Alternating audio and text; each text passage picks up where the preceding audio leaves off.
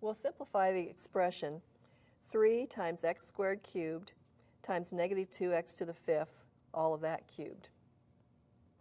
Now let's just take this one factor at a time. I have 3. Then I have x squared cubed. I'm raising a power to a power, and to do that I'm going to multiply the exponents. And I'll have x to the 2 times 3, or x to the 6th power. Here I have a product raised to a power, so I'm going to raise each factor to the power.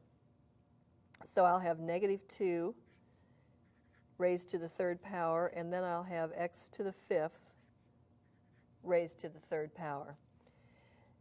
Now let's continue simplifying. We have 3 times x to the 6th times negative 2 cubed is negative 8. And to raise x to the 5th to the 3rd power, I multiply the exponents. So I have x to the 5 times 3, or x to the 15th power. And now let's do some multiplications here. 3 times negative 8 is negative 24. And when I multiply x to the 6th times x to the 15th power, I add the exponents. So we have x to the 6 plus 15, or x to the 21st power.